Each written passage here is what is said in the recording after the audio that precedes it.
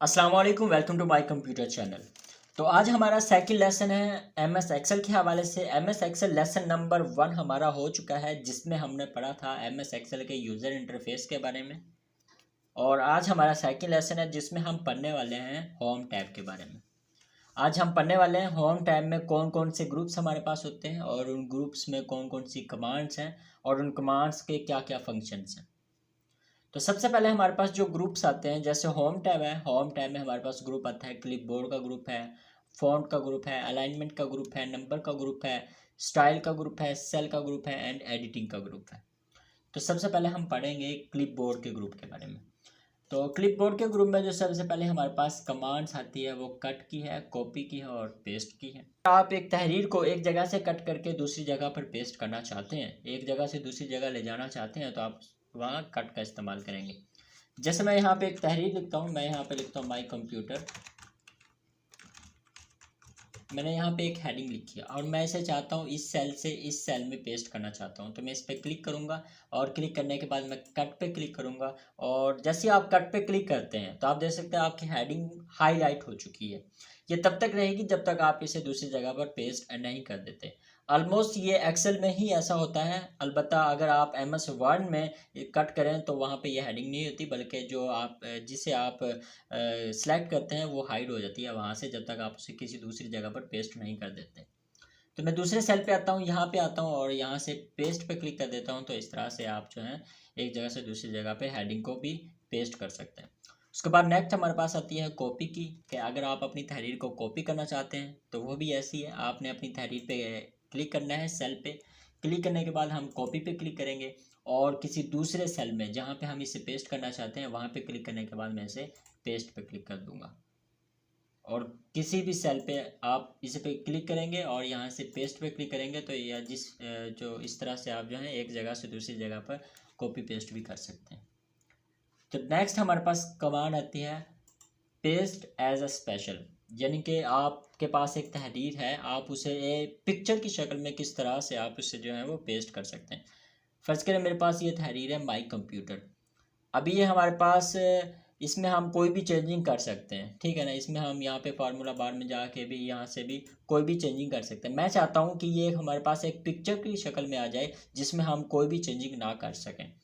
तो उसके लिए हम इस पे सेल पे क्लिक करेंगे, क्लिक करने के बाद मैं यहाँ पे पेस्ट पे आता हूँ, सेल पे क्लिक करेंगे और यहाँ से मैं इसे कर लेता हूँ कॉपी। सबसे पहले हम इसे कॉपी करेंगे, कॉपी करने के बाद मैं जो है किसी दूसरे सेल पे आता हूँ यहाँ पे, और यहाँ पे आने के बाद मैं पेस्ट पे जाता हूँ। तो सबसे नीचे है एज अ पिक्चर, आपने यहाँ पे आना है और यहाँ पे लिखा हुआ है कॉपी एज अ पिक्चर और पेस्ट एज अ पिक्चर। आपने पेस्ट एज अ पिक्चर पे क्लिक कर देना है, ठीक है। तो जैसे ही करेंगे तो आप देख सकते हैं जो हमारे पास माई कंप्यूटर था वो एक जो है वो शेप की शक्ल में हमारे पास मौजूद है। इस तरह से आप इसका साइज़ बढ़ा भी सकते हैं और इस तरह से आप इसका साइज़ कम भी कर सकते हैं, लेकिन आप इसमें कोई भी एडिटिंग जो है वो यानी कि इसे कट नहीं कर सकते। ये आपके पास एक पिक्चर की शक्ल में है, आप इसे मूव करके कहीं पे भी एडजस्ट कर सकते हैं। उसके अलावा हमारे पास पेस्ट एज स्पेशल की और भी बहुत सारी कमांड्स हैं, जैसे फार्मूलाज हैं, और उसके बाद आप किस तरह से हाइपरलिंक को पेस्ट एज स्पेशल कर सकते हैं, और भी बहुत सारी कमांड्स हैं। तो ये सब हम पढ़ेंगे नेक्स्ट में कॉपी करने के बाद। तो आज हम इतना ही पढ़ेंगे कि आप किसी भी हेडिंग को कॉपी करने के बाद उसे पिक्चर की शक्ल में कैसे जो है वो पेस्ट कर सकते हैं। तो नेक्स्ट हमारे पास ग्रुप आता है फ़ॉन्ट का ग्रुप। फ़ॉन्ट के ग्रुप में आपके पास कुछ कमांड्स हैं, जैसे सबसे पहले हमारे पास फ़ॉन्ट है, कि किसी भी हेडिंग का अगर फ़ॉन्ट आपने चेंज करना हो, ठीक है। मैं इसका साइज़ थोड़ा सा बढ़ा लेता हूँ, इस तरह से आप यहाँ पे क्लिक करने के बाद भी इसका जो साइज़ है और यहाँ से इस तरह से इसे बढ़ा सकते हैं, ठीक है। जैसे मैं यहाँ पे आता हूँ बाई कंप्यूटर, मेरे पास एक हेडिंग है, मैं इसका फ़ॉन्ट अगर चेंज करना चाहूँ तो मैं यहाँ से कोई भी फ़ॉन्ट इस पर अप्लाई कर सकता हूँ। यहाँ से हम अपने हेडिंग को फ़ॉन्ट अप्लाई कर सकते हैं, उसके बाद यहाँ से हम इसका साइज़ बढ़ा भी सकते हैं, यहाँ से कम भी कर सकते हैं। नेक्स्ट यहाँ से हम इसे बोल्ड कर सकते हैं, यहाँ से हम इसे इटैलिक कर सकते हैं, यहाँ से हम इसे अंडरलाइन भी कर सकते हैं। नेक्स्ट जो है यहाँ से हम इस पे कोई भी बॉर्डर अप्लाई कर सकते हैं, यहाँ से हम अपनी हेडिंग पे अपने पैराग्राफ पे बॉर्डर अप्लाई कर सकते हैं। बॉटम बॉर्डर है, टॉप बॉर्डर है, लेफ्ट बॉर्डर है, तमाम बॉर्ड्स। अगर आप आर बॉर्डर भी अप्लाई करना चाहते हैं, फ़र्ज़ करें मैं यहाँ पे इन सेल को जो है सिलेक्ट करता हूँ, सिलेक्ट करने के बाद मैं यहाँ पे आता हूँ और आर बॉर्डर पे क्लिक कर देता हूँ, तो आप देख सकते हैं तमाम सेल जो मैंने सेलेक्ट किए थे उन पर एक बॉर्डर अप्लाई हो चुका है। इसी तरह आप अपने कीबोर्ड से Ctrl+P प्रेस करके अगर आप प्रिंट ऑप्शन में आते हैं, प्रीव्यू देखते हैं, तो आप देख सकते हैं हमारा जो बॉर्डर था वो भी हमारे साथ ये प्रिंट हो रहा है। ठीक है, तो उसके बाद हम यहाँ से जो है अपनी हेडिंग पे कलर भी अप्लाई कर सकते हैं और इसे हाईलाइट भी कर सकते हैं इस तरह से। नेक्स्ट हमारे पास जो ग्रुप आता है वो अलाइनमेंट का है। अलाइनमेंट के ग्रुप को पढ़ने के लिए हम एक न्यू फाइल क्रिएट करेंगे, होम टैब पे आएंगे, न्यू पे क्लिक करेंगे और यहाँ से एक न्यू फाइल क्रिएट कर लेंगे। उसके बाद हम पढ़ने वाले हैं अलाइनमेंट, जैसे नाम से शो हो रहा है। तो मैं यहाँ पे लिखता हूँ एक तहरीर, जैसे मैं यहाँ पे लिखता हूँ मार्क्स, टैब का इस्तेमाल करता हूँ नेक्स्ट सेल और यहाँ पे लिखता हूँ टोटल मार्क्स।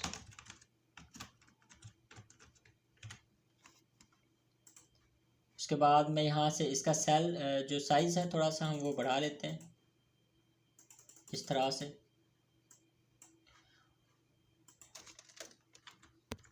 इसमें जैसे मैं यहाँ पे मार्क्स पे क्लिक कर देता हूँ, ठीक है, मैं मार्क्स पे क्लिक करता हूँ और उसके बाद यहाँ से हम इसे लेफ़्ट, राइट और मिड भी कर सकते हैं। ठीक है, अलाइनमेंट यहाँ से हम इसे लेफ़्ट भी कर सकते हैं, राइट भी कर सकते हैं और मिड भी कर सकते हैं।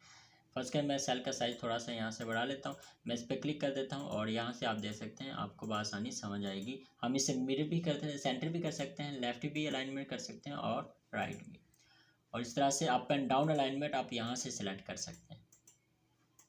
उसके बाद आप यहाँ पे आते हैं रैप टेक्स्ट, ओरिएंटेशन आप कैसे सिलेक्ट कर सकते हैं।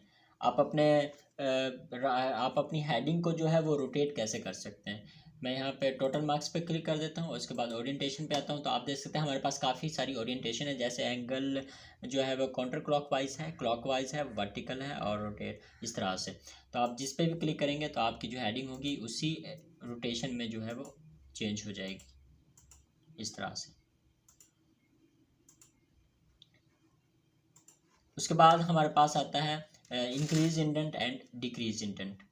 जैसे फर्ज करें हमारे पास मार्क्स है, अगर हम इसे ये हमारे पास एक हेडिंग है, इसे हम इंक्रीज़ करना चाहते हैं। आप जैसे इंक्रीज़ पे क्लिक करेंगे तो आप देख सकते हैं हमारा जो हेडिंग है वो आहिस्ता आहिस्ता आगे बढ़ रही है, लेकिन जैसे डिक्रीज़ पे क्लिक करेंगे वो हेडिंग जो है वो आहिस्ता आहिस्ता एक एक स्टेप जो है वो पीछे आ रही है। तो इस तरह से हम इसे डिक्रीज़ और इंक्रीज़ भी कर सकते हैं। नेक्स्ट हमारे पास आता है रैप टेक्स्ट के बारे में। तो जैसे हमारे पास एक जो है एक न्यू शीट पे हम आते हैं यहाँ पे, और मैं यहाँ पे लिखता हूँ जैसे ऑब्टेन मार्क्स। उसके बाद मैं यहाँ पे लिखता हूँ नेक्स्ट सेल में टोटल मार्क्स। अब यह हेडिंग हमारे पास मौजूद है। आप देख सकते हैं हमारे पास जो ऑब्टेन मार्क्स था वो हमें फुल शो नहीं हो रहा, वो नेक्स्ट सेल के पीछे चला गया। अब हम चाहते हैं कि एक ही सेल में हमारे पास ऑब्टेन मार्क्स शो हो, तो उसके लिए हम रैप टेक्स्ट का इस्तेमाल करेंगे। जैसे मैं यहाँ पे ऑब्टेन वाले सेल पे क्लिक कर देता हूँ और उसके बाद रैप टेक्स्ट पे क्लिक कर देता हूँ, तो आप देख सकते हैं एक ही सेल में हमारे पास अप एंड डाउन की शक्ल में ऑब्टेन मार्क्स मौजूद है। उसके बाद टोटल मार्क्स आप देख सकते हैं हमारा जो एक सेल से बाहर की तरफ है, मार्क्स जो है ना वो एक सेल से दूसरे सेल में कन्वर्ट हो रहा है, जा रहा है। तो जैसे मैं यहाँ पे कुछ लिखूँगा तो ये वाला जो हिस्सा होगा ये हाइड हो जाएगा। तो हम इसे भी अप एंड डाउन कर लेंगे, यानी कि रैप टेक्स्ट एक ही सेल में हम इसे एडजस्ट कर लेंगे। उसके लिए मैं यहाँ पे क्लिक कर देता हूँ, क्लिक करने के बाद रैप टेक्स्ट पे क्लिक करता हूँ, तो आप देख सकते हैं हमारी जो हेडिंग थी वो एक ही सेल में एडजस्ट हो चुकी है। तो इस तरह से आप रैप टेक्स्ट का इस्तेमाल कर सकते हैं। नेक्स्ट हमारे पास कमांड आती है मर्ज एंड सेंटर की, कि आप किसी भी हेडिंग को मर्ज और से सेंटर कैसे कर सकते हैं। फर्स्ट करें हमारे पास ये सेल है और यहाँ पे मैं लिखता हूँ असाइनमेंट नंबर 1। मैं यहाँ पे लिखता हूँ असाइनमेंट नंबर 1, ठीक है ना। और इन तमाम सेल्स को मैं कर लेता हूँ सिलेक्ट, और सिलेक्ट करने के बाद मैं यहाँ पे आ जाता हूँ और मैं करता हूँ मर्ज एंड सेंटर। तो आप जैसे ही मर्ज एंड सेंटर करेंगे तो आप देख सकते हैं हमारी जो हेडिंग थी, जो हमारे पास हेडिंग है वो मर्ज भी हो चुकी है और वो सेंटर में भी आ चुकी है, आप देख सकते हैं इस तरह से। और उसके बाद अगर आप चाहते हैं, आप इसे अनमर्ज करना चाहते हैं, तो आप फिर से यहाँ पे आएंगे और अनमर्ज सेल पे क्लिक करेंगे तो आप इसे अनमर्ज भी कर सकते हैं। इस तरह से आप मर्ज एंड सेंटर का इस्तेमाल कर सकते हैं। तो नेक्स्ट जो हमारे पास इसी में ही कमांड आती है मर्ज एक्रॉस की। क्या अगर आपके पास काफ़ी सारी शीट्स हैं, जैसे शीट नंबर 2 है, 3 है, मैं यहाँ से एक और शीट भी ऐड कर लेता हूँ, 4 है, 5 है, 6 है। शीट नंबर 2 पे हमारे पास यहाँ पे हेडिंग्स मौजूद हैं। तो अगर आप चाहते हैं कि आपके पास शीट जितनी भी शीट्स हैं, ठीक है, उन तमाम शीट्स पे जो हेडिंग अप्लाई करते हैं उन, यानी कि शीट नंबर 1 पे हमारे पास ये हेडिंग है ना, असाइनमेंट नंबर 1, और इस पे मैं मर्ज एंड सेंटर कर देता हूँ। तो अगर आप चाहते हैं कि आपके पास शीट नंबर 2, 3, 4, 5 और 6 मौजूद है ना, इनकी भी तमाम सेल्स जो हैं वो मर्ज एंड सेंटर हो जाएँ, यानी कि वो तमाम हेडिंग्स जो हैं वो मर्ज एंड सेंटर हो जाएँ। तो वो आप कैसे करेंगे?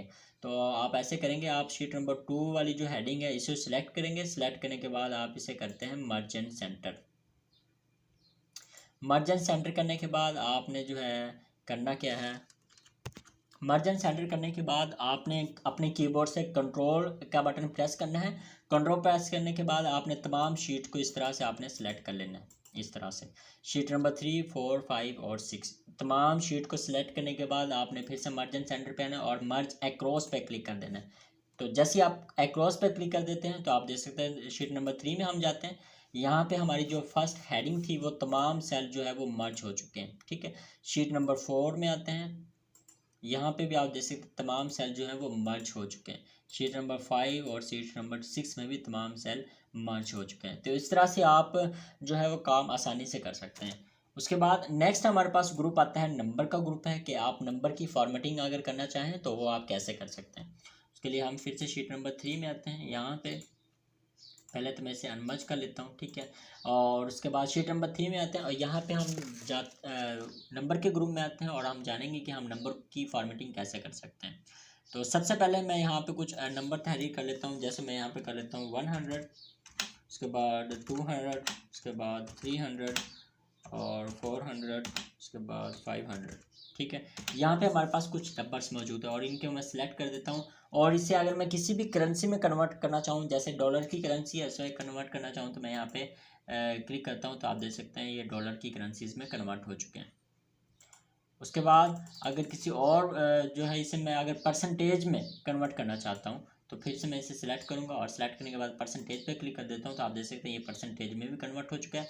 और अगर इस पर कॉमा अप्लाई करना चाहते हैं तो यहाँ से आप देख सकते हैं कॉमा भी अप्लाई हो जाता है। उसके बाद अगर हम इसके जो डेसिमल्स हैं उनको इंक्रीज़ करना चाहते हैं या फिर उनको बढ़ाना चाहते हैं, कम करना चाहते हैं, तो आप इस तरह से उनके डेसिमल्स को भी कम और ज़्यादा कर सकते हैं। उसके बाद आप अपने नंबर्स को जो है किसी भी करेंसी में कन्वर्ट करना चाहते हैं। जैसे यहाँ पे हमारे पास डॉलर की करेंसी है और उसके बाद हमारे पास यूरो है, उसके बाद चाइनीज़ है, फ्रेंच है। लेकिन अगर आप इसे पाकिस्तानी करेंसीज में कन्वर्ट करना चाहते हैं, जैसे पाकिस्तानी करेंसी PKR है, तो हम यहाँ पे आएंगे अकाउंटिंग में। यहाँ पे आने के बाद मैं करेंसी पे क्लिक कर देता हूँ और करेंसी पे क्लिक करने के बाद मैं यहाँ पे आता हूँ मोर नंबर्स में। जैसे मोर नंबर पे आता हूँ कैटेगरी हमने करेंसी चूज़ करनी है। उसके बाद मैं यहाँ पे आता हूँ सिंबल पे, तो यहाँ पे हमने लिखना है PKR। जैसे पाकिस्तानी करेंसी PKR है तो मैं यहाँ पे लिखता हूँ PKR। तब देख सकते हैं फर्स्ट में हमारे पास PKR आ रहा है, यहाँ पे मैं क्लिक कर देता हूँ तो ओके प्रेस कर देता हूँ। तो आप देख सकते हैं हमारी तमाम जो करेंसी थी वो PKR में कन्वर्ट हो चुकी हैं। अगर इसमें यहाँ पे कोई चेंजिंग भी करना चाहें तो हम चेंजिंग भी कर सकते हैं। जैसे मैं यहाँ पे चेंजिंग करता हूँ और फिर से आप देख सकते हैं वो PKR में ही कन्वर्ट हुई है तमाम करेंसीज। तो और फिर अगर आप इसे रिमूव करना चाहते हैं तो आप यहाँ से इसे सिलेक्ट करेंगे। सिलेक्ट करने के बाद आप यहाँ पे आएंगे और जनरल पे क्लिक करेंगे तो आप इस तरह से इसे रिमूव भी कर सकते हैं। नेक्स्ट के बाद हम पढ़ने वाले हैं स्टाइल के फंक्शंस के स्टाइल ग्रुप के बारे में। स्टाइल ग्रुप में हमारे पास जो सबसे पहले कमांड्स आती है वो कंडीशनल फॉर्मेटिंग की है। यानी हम कंडीशनल फॉर्मेटिंग किस तरह से कर सकते हैं, किस तरह से हम अपनी वैल्यू को जो है वो शो करवा सकते हैं, यानी कि कौन से नंबर्स को किस तरह से हम और किन रंगों में और किस तरह से हम इसे जो है वो शो करवा सकते हैं, हम आज पढ़ेंगे कंडीशनल फॉर्मेटिंग में। तो सबसे पहले कंडीशनल फॉर्मेटिंग में हम पढ़ने वाले हैं हाईलाइट्स रूल के बारे में। तो उसके लिए हम आते हैं शीट नंबर 4 में, यहाँ पे। तो उसको समझने के लिए सबसे पहले हम एक डाटा राइट करते हैं। जैसे मैं यहाँ पे लिखता हूँ नेम, टैब का इस्तेमाल करते हैं और तो इस तरह से आपने एक डाटा टेबल जो है वो राइट करनी है। जैसे हमारे पास कुछ नेम्स हैं और उनमें से स्टूडेंट्स के नेम हैं और उन्होंने कितने कितने मार्क्स जो है वो अटेंड किए हैं, वो मार्क्स हैं हमारे पास। तो इस तरह से आपने इन तमाम नंबर्स को सिलेक्ट करना है। इस तरह से सिलेक्ट करने के बाद आप कंडीशनल फॉर्मेटिंग में आएंगे, हाईलाइट सेल रूल में आएंगे और यहाँ पे आपने मोर रूल्स में आएंगे। उसके बाद आपने यहाँ पे सबसे पहले फॉर्मेट सेल में आना है। आपने यहाँ पे वैल्यू चूज़ करनी है। जैसे ग्रेटर देन है, लेकिन आपने यहाँ पे लेस देन अप्लाई करना है, ठीक है। कि अगर इससे कम हो तो लेस देन, और यहाँ पे आपने वैल्यू लिखनी है कि आप कितने नंबर से कम वाला बताना चाहते हैं। जैसे 33 मैं यहाँ पे लिखता हूँ, ठीक है। उसके बाद आपने फॉर्मेट में आना है, और यहाँ पे आपने आने के बाद आपने कलर चूज़ करना है। जैसे मैं रेड कलर से शो करवा देता हूँ, ठीक है। उसके बाद हम इसे बोल्ड कर लेंगे, और यहाँ से मैं ओके क्लिक कर देता हूँ। तो इस तरह से आप देख सकते हैं कि जिन लोगों के मार्क्स 33 से कम थे वो रेड कलर में शो हो रहे हैं, और जिनके 33 से अबव हैं वो ब्लैक कलर में शो हो रहे हैं। तो यहाँ पे इस वक्त हमारे पास एक लड़का है जिसके 33 से कम है, वो रेड कलर में शो हो रहे हैं। तो इस तरह से हम अगर यहाँ पे चेंजिंग करना चाहें, जैसे यहाँ पे मुर्तज़ा है 86 नंबर, तो मैं इसे कट करके यहाँ पे लिख देता हूँ 25, ठीक है। तो आप देख सकते हैं ऑटोमेटिक ये चेंज हो चुका है, यानी कि ये भी 33 से कम था और ये भी फेल है। तो इस तरह से आप चेंजिंग जो है वो कर सकते हैं। इसके अलावा हमारे पास और भी बहुत सारी कमांड्स हैं। जैसे मैं इसे सिलेक्ट किया, और उसके बाद कंडीशनल फॉर्मेटिंग में आते हैं, हाईलाइट रूल्स में। तो सबसे पहले यहाँ पे ग्रेटर देन है, कि ग्रेटर देन अगर आप मालूम करना चाहते हैं तो ग्रेटर देन की जो आप यहाँ पे जो है वो नंबर लिखेंगे कि कितने नंबरों से अबाउ आप मालूम करना चाहते हैं। जैसे मैं यहाँ पे लिख देता हूँ 80, यानी कि 80 नंबर से अबाउ जितने भी हैं हमारे पास वो टॉप पे हैं और वो हमारे पास शो होंगे। तो 80 से आप दे सकते हैं 3 जो है वो स्टूडेंट्स ऐसे हैं जिन्होंने 80 से अबव नंबर हासिल किए हैं। तो इसी तरह से जैसे अगर मैं देखना चाहता हूँ कि 40 से अबव हमारे पास कितने स्टूडेंट्स हैं जिन्होंने 40 से अबव नंबर लिए हैं, तो आप देख सकते हैं हमारे पास ये वाले स्टूडेंट्स हैं जिन्होंने 40 से अबव नंबर लिए हैं। तो इस तरह से आप जो है वो किसी भी मार्क्स की जो है बासानी उसकी बासानी मार्क्स की फॉर्मेटिंग कर सकते हैं। इस तरह से हमारे पास और भी कमांड्स हैं। जैसे हम अगर मालूम करना चाहते हैं लेस देन है, बिटवीन है, इक्वल टू है, ठीक है। और इसी तरह से अगर आप टॉप 10 मालूम करना चाहते हैं तो इस तरह से आप जो है वो टॉप 10 यहाँ पे मालूम कर सकते हैं, टॉप 10 स्टूडेंट्स की तादाद, और उसके बाद टॉप 10 परसेंटेज भी मालूम कर सकते हैं, टॉप 10 आइटम्स, टॉप 10 परसेंटेज, और एवरेज भी मालूम कर सकते हैं, अबाउ एवरेज और बिलो एवरेज। जैसे मैं यहाँ पे टॉप 10 पे आता हूँ यहाँ पे, ठीक है। तो आप देख सकते हैं हमारे पास जो टॉप 10 स्टूडेंट्स हैं उनकी ये वाली वैल्यूज़ हैं, ठीक है। उसके बाद अगर हम मालूम करना चाहते हैं टॉप 5 के टॉप 5 स्टूडेंट्स हमारे पास कौन से हैं, तो मैं यहाँ पे टॉप 5 लिख देता हूँ। तो आप देख सकते हैं टॉप 5 हमारे पास ये 97, 56, 87 और 67। तो इस तरह से आप जो है वो सेल की फॉर्मेटिंग भी कर सकते हैं। उसके बाद हम इसे कलर में अगर शो करवाना चाहें तो यहाँ पे कंडीशनल फार्मिंग और यहाँ पे डेटा बार्स हैं, और अगर इसे हम कलर्स में शो करवाना चाहते हैं डेटा बार्स में, तो यहाँ पे आप क्लिक करके इसे कलर में भी शो करवा सकते हैं। जैसे जिस जिस सेल में जो है वो कलर ज़्यादा है वो टॉपर है, उसने ज़्यादा नंबर हासिल किए हैं, और जिस सेल में कलर कम है वो फेल है, उन्होंने कम नंबर हासिल किए हैं। इस तरह से अगर आप इसे कलर स्केल में जो है वो अप्लाई करना चाहते हैं कलर में, तो आप इस तरह से जो है इस पर कलर भी अप्लाई कर सकते हैं। नेक्स्ट आप इस पर आइकॉन भी जो है अप्लाई, जिस तरह से आइकन हमारे पास है इस पर हम आइकन भी अप्लाई कर सकते हैं कोई भी। जैसे हमारे पास ये एरोस के आइकन है, तो इस तरह से इसका मतलब ये होगा कि जिनके एरोस ऊपर की तरफ जा रहे हैं वो पास हैं, और जिनके एरोस नीचे की तरफ आ रहे हैं वो फेल हैं। तो इस तरह से आप जो है कोई भी आइकन यहाँ पे अप्लाई कर सकते हैं। और उसके बाद आप यहाँ पे सिग्नल भी दे सकते हैं कि जिनके सिग्नल्स फुल हैं वो पास हैं, और जिनके सिग्नल्स कम हैं या नहीं हैं वो फेल हैं।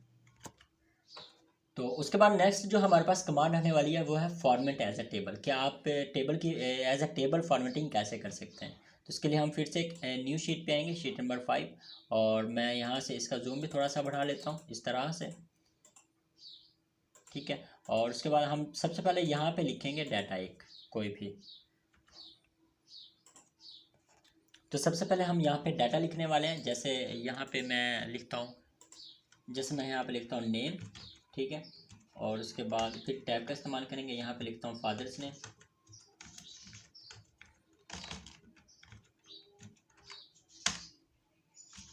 तो इस तरह से हम एक डाटा जो है वो तहरीर करेंगे। यहाँ पे मैं यहाँ पे इसे जो है वो डबल क्लिक करके फादर्स नेम को एक ही सेल में सेलेक्ट कर लेता हूँ, और उसके बाद हम यहाँ से अपनी पूरी हेडिंग्स को जो है वो सिलेक्ट करेंगे, ठीक है। हम इन तमाम सेल को सिलेक्ट करेंगे, सिलेक्ट करने के बाद हम फॉर्मेट एज अ टेबल पे आएंगे।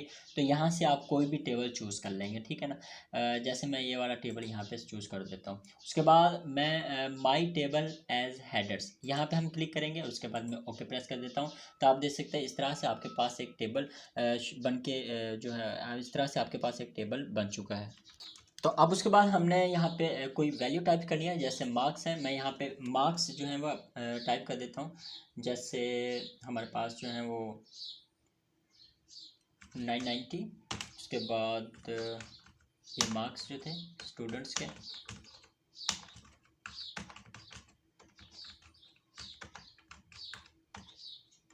उसके बाद जैसे ही आप किसी भी सेल पे क्लिक करते हैं, किसी भी नंबर पे आप क्लिक करते हैं, तो आपके पास एक डिज़ाइन की टैब ओपन हो जाती है।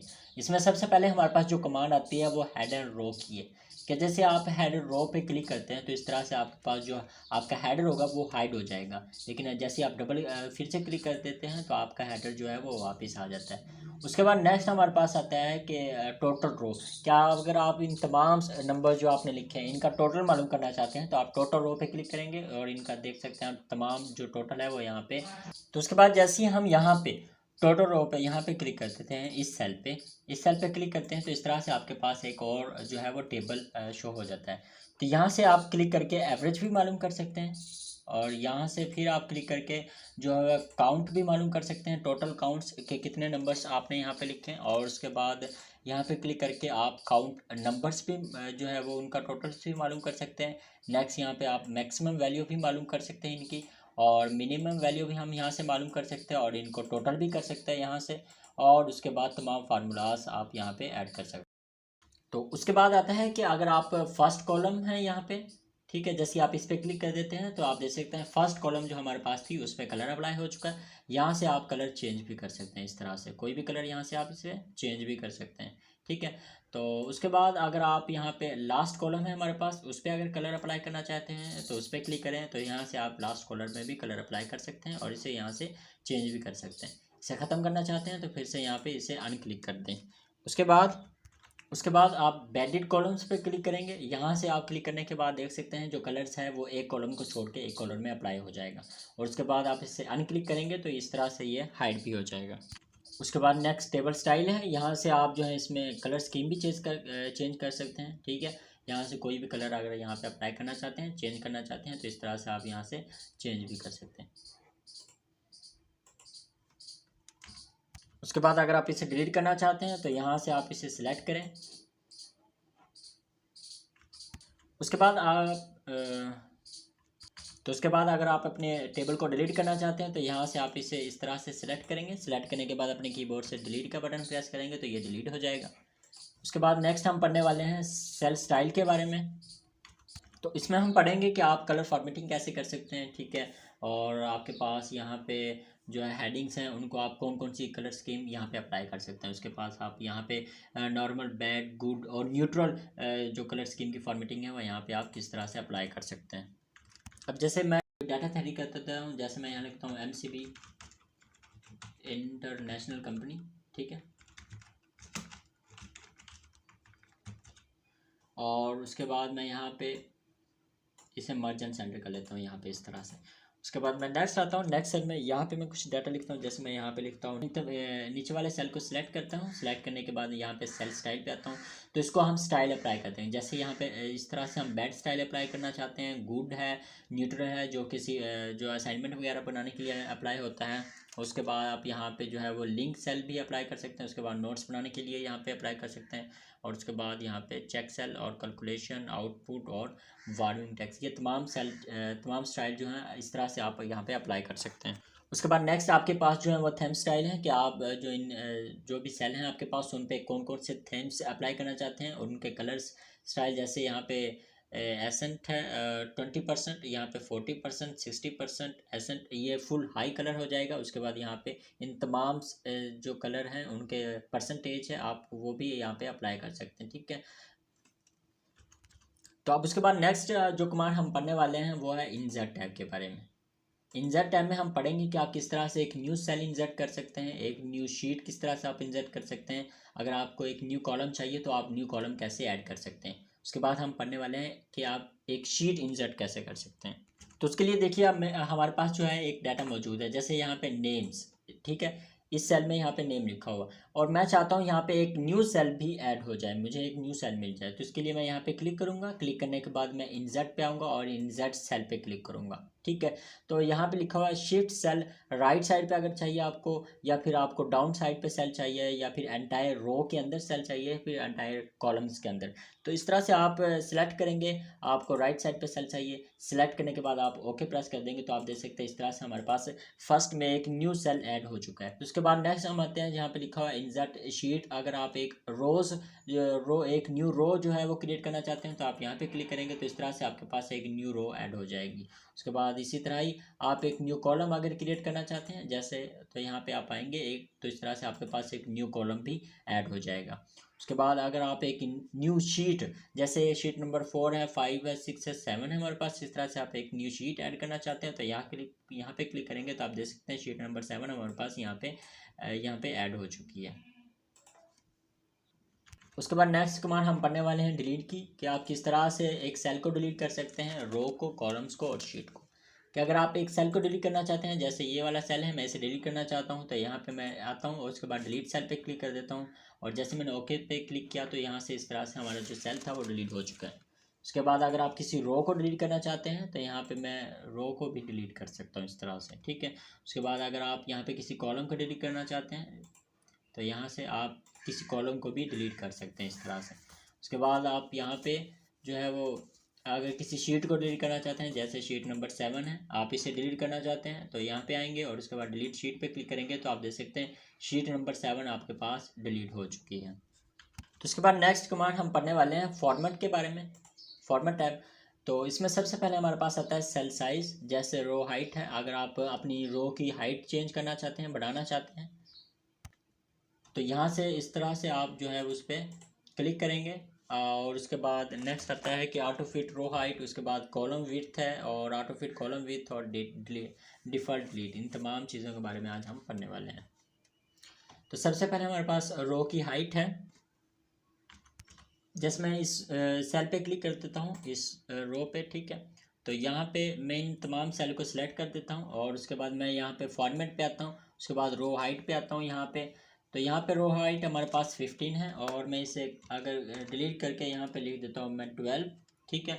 और यहाँ से ओके प्रेस कर देता हूँ तो आप देख सकते हैं हमारी जो रो की हाइट है वो यहाँ से कम हो गई है, ठीक है। अगर हम इसे बढ़ाना चाहते हैं तो फिर से हम फॉर्मेट पे आएंगे, रो हाइट पे आएंगे, यहाँ पे 12 की बजाय मैं यहाँ पे कर देता हूँ 25, ठीक है। इस पर क्लिक कर देता हूँ, आप देख सकते हैं हमारी जो रो की हाइट है वो इतनी यानी कि बड़ी हो चुकी है, ठीक है। तो इस तरह से आप रो की हाइट कम भी कर सकते हैं और बढ़ा भी सकते हैं। तो उसके बाद अगर आप इसे जैसे पहले थी वैसे ही सेट करना चाहते हैं तो आप इसे सिलेक्ट करें। सिलेक्ट करने के बाद आप फॉर्मेट पे आएँ, यहाँ पे ऑटो फिट रो पे क्लिक करेंगे तो जैसे रो हमारे पास पहले थी वैसी ही हो चुकी है। उसके बाद नेक्स्ट हम पढ़ने वाले हैं यहाँ पे कॉलम विड्थ के बारे में, कि आप एक कॉलम की जो विड्थ है उसे अगर आप बढ़ाना चाहते हैं या कम करना चाहते हैं तो वो कैसे करेंगे। कॉलम विड्थ के लिए हम यहाँ पे इन तमाम जो हमारे पास कॉलम्स हैं, इन तमाम कॉलम्स को मैं यहाँ से सिलेक्ट कर लेंगे हम यहाँ से, ठीक है। इन तमाम कॉलम्स को सिलेक्ट कर लिया। उसके बाद फिर से हम फॉर्मेट पे आएंगे और कॉलम विड्थ पे आएंगे।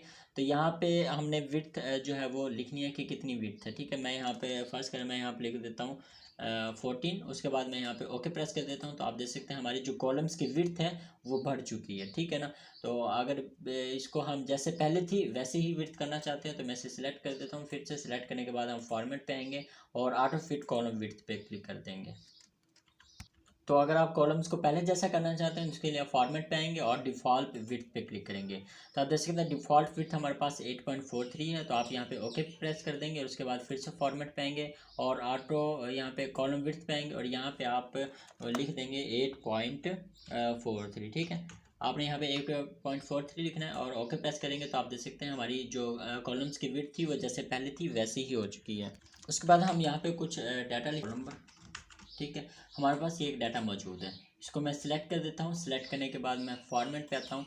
तो आप चाहते हैं कि यानी कि जो आपके पास डाटा मौजूद है वो एक सेल की हाइट के मुताबिक ऑटो फिट हो जाए, ठीक है। तो इसके लिए आप यहाँ पे आएंगे और ऑटो फिट कॉलम विड्थ पे क्लिक करेंगे। जैसे ही आप क्लिक करेंगे आप देख सकते हैं तमाम सेल्स जो आपके पास मौजूद थे उनकी जो हाइट है वो सेल के मुताबिक हो चुकी है। तो यहाँ से हमारा जो यहाँ पे सेल था वो मर्ज है, तो हम इसका मर्ज एंड सेंटर यहाँ से ख़त्म कर देते हैं, अनमर्ज कर देते हैं। उसके बाद फिर से मैं इसे सिलेक्ट करूँगा। सिलेक्ट करने के बाद फॉर्मेट पे आएगा, फॉर्मेट पे आएंगे और ऑटो फिट कॉलम विथ पे क्लिक करेंगे तो आप देख सकते हैं तमाम जो हमारे पास सेल थे वो ऑटो फिट हो चुके हैं। ठीक है, जहाँ तक हमारी तहरीर है वहाँ तक जो है वो डाटा ऑटो फिट हो चुका है। तो उसके बाद नेक्स्ट हम पढ़ने वाले हैं हाइड एंड हाइड अनहाइड के बारे में। तो यहाँ पे हमारे पास सबसे पहले आता है कि आप रोज़ को किस तरह से हाइड कर सकते हैं, कॉलम शीट को किस तरह से आप हाइड कर सकते हैं। फ़र्ज़ करें मैं यहाँ से जो है वो इन रोज़ को सिलेक्ट कर देता हूँ। इस तरह से सिलेक्ट करने के बाद फॉर्मेट पे आएंगे और हाइड एंड अनहाइड पे आएंगे। यहाँ से मैं इन रोज़ को हाइड कर देता हूँ। तो इस तरह से आप देख सकते हैं हमारे पास जो रोज़ थी पहली 5 रोज़ हाइड हो चुके हैं। अगर आप इसे अनहाइड करना चाहते हैं फिर से आप यहाँ पे आएंगे और यहाँ से आप इसे अनहाइड रोज़ पे क्लिक करेंगे तो आपकी रोज़ जो है वो वापस आ जाएंगी। उसके बाद आप कॉलम्स को जो हाइड करना चाहते हो तो आप कॉलम सिलेक्ट करेंगे। सिलेक्ट करने के बाद आप फॉर्मेट पे आएंगे और यहाँ से आप हाइड कॉलम पे क्लिक कर देंगे तो इस तरह से आपके पास कॉलम नंबर 1 हाइड हो चुका है। अगर आप इसे अनहाइड करना चाहते हैं तो फिर से वही अनहाइड कॉलम पे क्लिक करेंगे तो इस तरह से आपके पास कॉलम शो हो जाएंगे। उसके बाद अगर आप अपनी शीट को जो है वो हाइड करना चाहते हैं, हाइड शीट को, तो आप शीट नंबर 6 सेलेक्ट करेंगे। उसके बाद हाइड शीट पे क्लिक करेंगे तो आप देख सकते हैं शीट नंबर 6 जो है हमारे पास वो हाइड हो चुकी है। उसे अगर आप इसे फिर से शो करना चाहते हैं तो यहाँ से आएंगे और अनहाइड शीट पे क्लिक करेंगे तो इस तरह से आपके देख सकते हैं आपके पास शीट नंबर 6 जो है फिर से अनहाइड हो चुकी है। उसके बाद नेक्स्ट हम पढ़ने वाले हैं यहाँ पे रीनेम शीट के बारे में। क्या आप शीट नंबर को कोई भी नाम दे सकते हैं। जैसे हमारे पास शीट नंबर 6 है, मैं रीनेम शीट पे क्लिक कर देता हूँ। उसके बाद यहाँ पे मैं कोई भी नाम यहाँ पे लिख सकता हूँ। जैसे मैं यहाँ पे लिखता हूँ, मैं यहाँ पे लिख देता हूँ जी रिज़ल्ट कार्ड,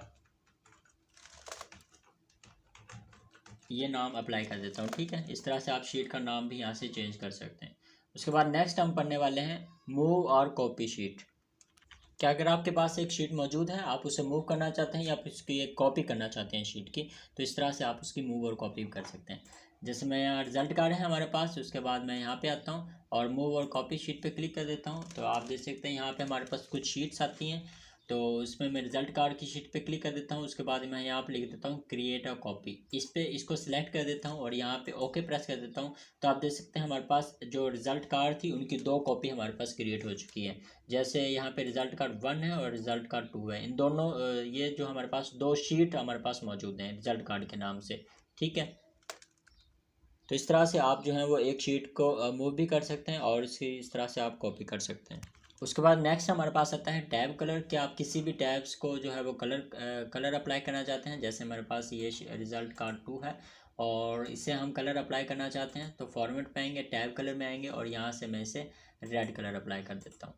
उसके बाद हमारे पास शीट नंबर 5 है, इसको अगर हम कलर अप्लाई करना चाहते हैं फिर से टैब कलर में आएंगे और यहाँ पे इसे मैं येलो कलर अप्लाई कर देता हूँ। इस तरह से आप जो है अपनी शीट को जो है वो कोई भी कलर अप्लाई कर सकते हैं, इसे जो है वो शो कर सकते हैं किसी भी कलर से। तो उसके बाद नेक्स्ट कमांड हम पढ़ने वाले हैं यहाँ पे प्रोटेक्ट शीट के बारे में। क्या आप अपनी शीट को महफूज करना चाहते हैं, प्रोटेक्ट करना चाहते हैं, तो उसके लिए आप यहाँ पे प्रोटेक्ट शीट पे क्लिक करेंगे।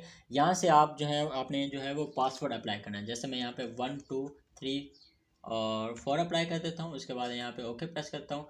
फिर से जो है 1 2 3 4 अप्लाई कर देता हूँ और यहाँ से ओके प्रेस कर देता हूँ। आप देख सकते हैं यहाँ पे अगर हम कुछ भी लिखना चाहते हैं तो हम यहाँ पे इस तरह से नहीं लिख सकते। तो हमारी शीट जो है वो प्रोटेक्ट हो चुकी है। यहाँ पे आप कोई भी डाटा ऐड करना चाहता है तो यहाँ से वो डाटा कोई भी ऐड नहीं कर सकता और ना ही कोई आपकी फ़ाइल में कोई भी डाटा जो है वो उसे डिलीट कर सकता है। ठीक है ना, ना ही कोई यानी कि इस पर तहरीर कर सकता है, ना ही कोई आपका डाटा डिलीट कर सकता है। फ़ाइल ओपन हो जाएगी, भरी जाएगी, लेकिन वहाँ पे कोई भी चेंजिंग नहीं कर सकती जब आप उस पर प्रोटेक्ट लॉक अप्लाई कर। और उसके बाद अगर आप प्रोटेक्ट शीट को हटाना चाहते हैं तो आप यहाँ से फिर से फॉर्मेट पे आएंगे। उसके बाद अनप्रोटेक्ट शीट पे क्लिक करेंगे।